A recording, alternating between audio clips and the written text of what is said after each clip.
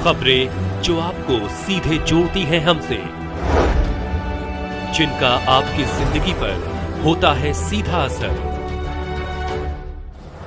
खबरों की वही तस्वीर, बिना बदले बिना डरे, जज्बा सच का लिए, सच दिखाते हैं। डा. सुजीत कुमार को उत्कृष्ट कार्य के लिए ईडी ने किया सम्मानित। बलिया डॉ. सुजीत कुमार यादव को चिकित्सा सेवा में बेहतर कार्य के लिए सम्मानित किया गया है। डॉ. सुजीत कुमार बलिया से पहले जौनपुर में चिकित्सा अधिकारी के पद पर तैनात रहे। उनके द्वारा शासन के मंशा अनुरूप किए कार्यों को देखते हुए बनारस मंडल के चिकित्सा स्वास्थ्य परिवार कल्याण विभाग के अपर निदेशक द्वारा डॉ. सुजीत कुमार यादव को सम्मानित किया है। अपर निदेशक ने कहा, डॉ. सुजीत यादव एक अच्छे डॉक्टर के रूप में कई सराहनीय कार्य किए हैं। इसके अलावा जिलाधिकारी जौनपुर ने भी उन्हें सम्मानित किया। क्योंकि यहाँ से कोई भी डिस्ट्रिक्ट एरिया हेल्थ सुविधा जहाँ यहाँ से इम्प्रोवाइज रूप में मिले, यहाँ से उच्च तक कुछ मिले, वो कम से कम 150-200 किलोमीटर के दायरे पे है। इसलिए हर हाल में जिला चिकित्सालय का बड़े वर्कलोड अन्य चिकित्सालयों से ज्यादा है। हमारे पास भौगोलिक दृष्टि से देखिए तो 3 बिल्डिंग्स है।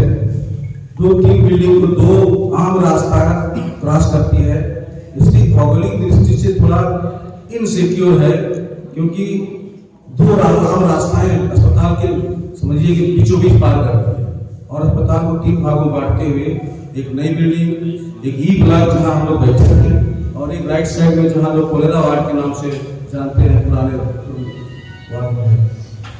न्यू बिल्डिंग में जो 3 सुविधाएं दी जाती है वो ग्राउंड फ्लोर है। ज्यादातर सुविधाएं डायग्नोस्टिक है वहाँ पे। ग्राउंड फ्लोर जिससे आप जानते हैं पंजीकरण काउंटर से लेकर के पैथोलॉजी काउंटर से लेकर के NRC है, हमारा CT स्कैन है, एक्सरे है। इसके ऊपरी तल पे हमारा ऑर्थो वार्ड है और पेडियाट्रिक वार्ड है।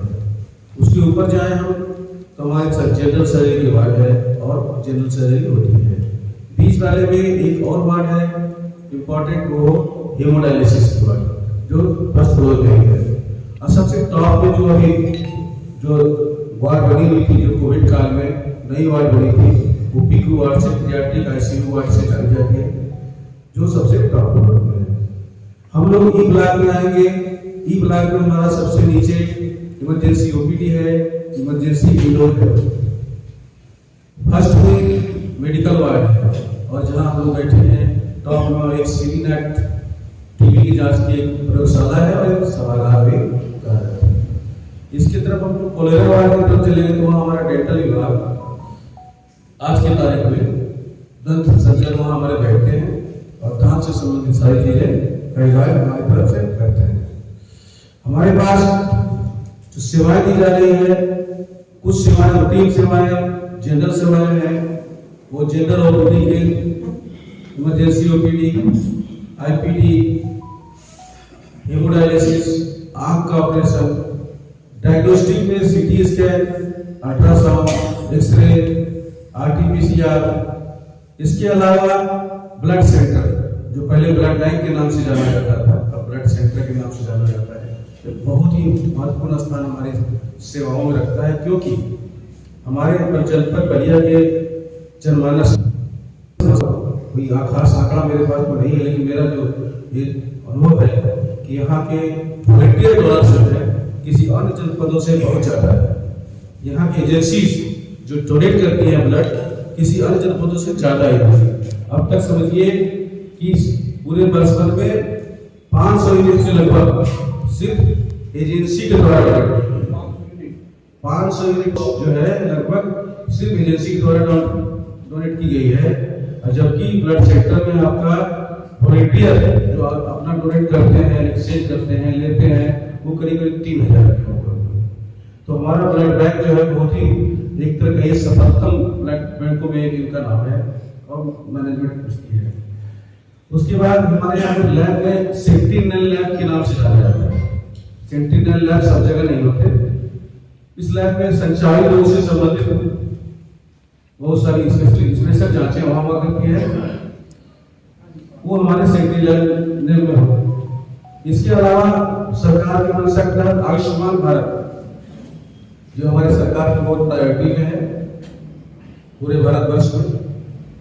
हमारे यहाँ आयुष्मान के अब तक गोल्डन कार्ड 2000 बन चुके हैं, जिसमें सेवाओं में 164 विभिन्न प्रकार के आयुष्मान सेवाएं जो है उसकी संख्या विगत वर्ष में 164 रही है।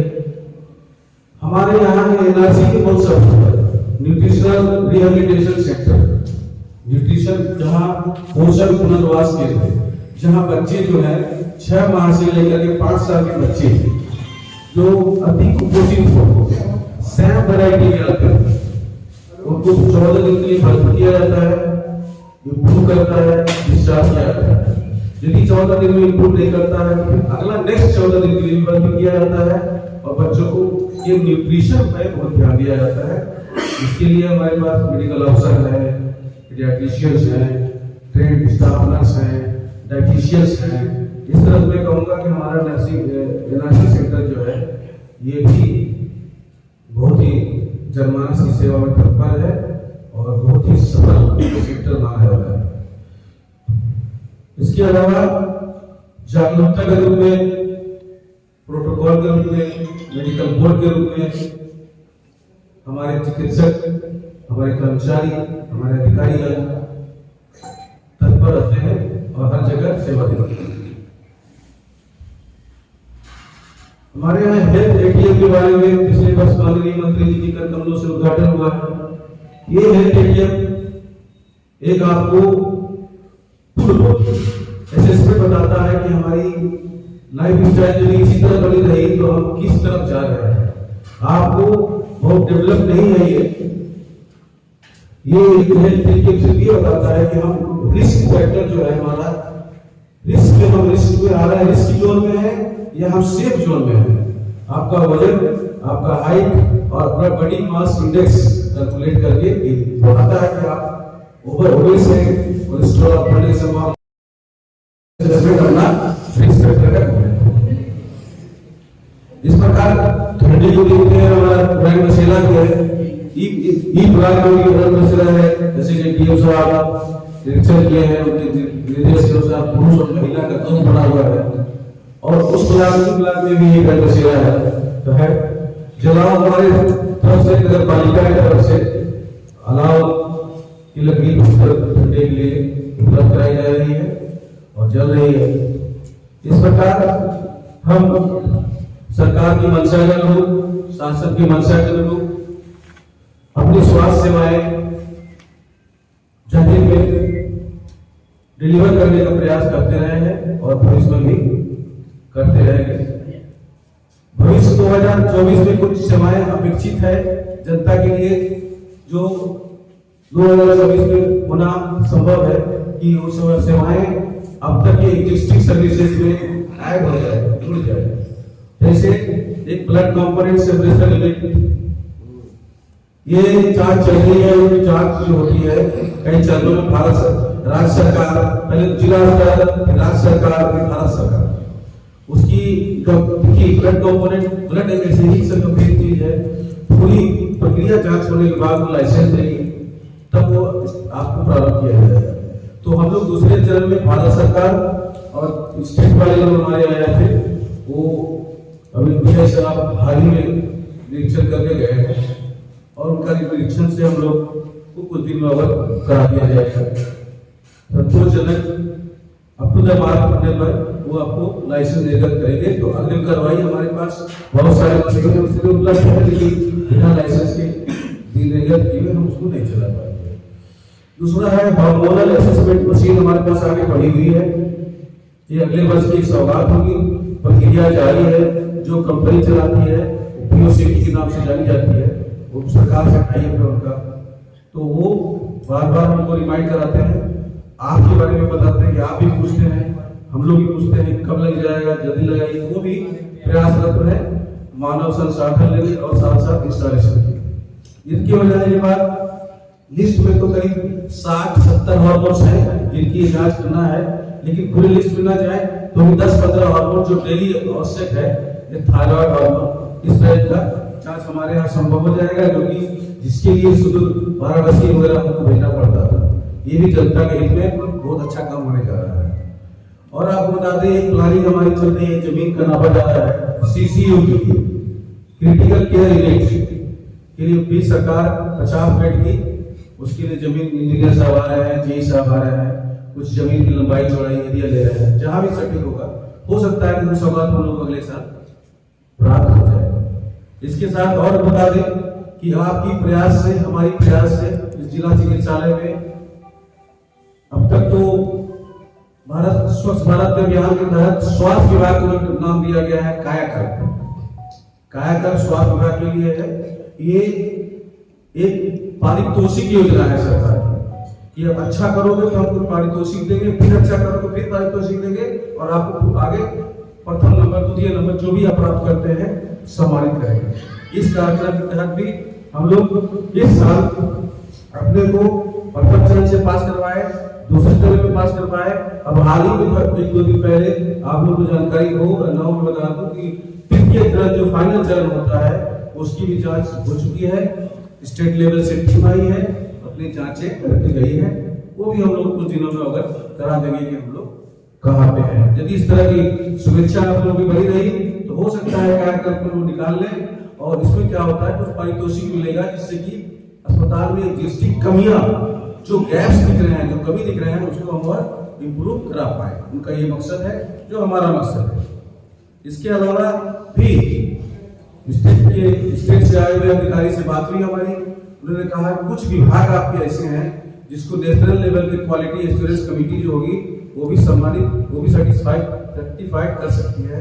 उसमें NRC, पैथोलॉजी, इस पर ध्यान दीजिए, क्योंकि वो विभाग तो 1-2 विभाग जो एनक्वास के नाम से जानते हैं, तो उस वो विभाग आपके संभव है कि आप तैयार करेंगे, तो हो सकता है हम लोग अगले वर्ष एनक्वास के लिए भी एलिजिबल हो जाए 1-2 विभाग।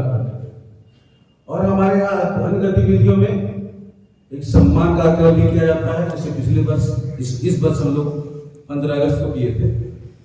जो भी हमारे कुछ पत्रकार बंधुओं में सम्मानित किए गए, कुछ हमारे जिला चिकित्सालय परिवार के चिकित्सक या कर्मचारी अधिकारी किए गए, और हम लोग बड़ी धूमधाम से एक दूसरे को सम्मानित किए और एक दूसरे के बारे में जाने पहचाने, एक कार्यक्रम को आगे बढ़ाने, प्रॉपर्टी को आगे डेवलप करने के लिए वो 26 जनवरी में हम लोग इस प्रॉपर्टी को आगे बढ़ाने का प्रयास करेंगे। 26 जनवरी में हमारा एक कार्यक्रम होगा जिसमें हम लोग आपस में मिलेंगे और कुछ सम्मान कार्यक्रम उसमें भी रखी जाएगी। ये सारे कार्यक्रम के पीछे आगे बढ़ाने के पीछे, किसी विकास के पीछे, किसी देश को, राज्य को, अस्पताल को आगे ले जाने के पीछे एक व्यक्ति का हाथ नहीं होता।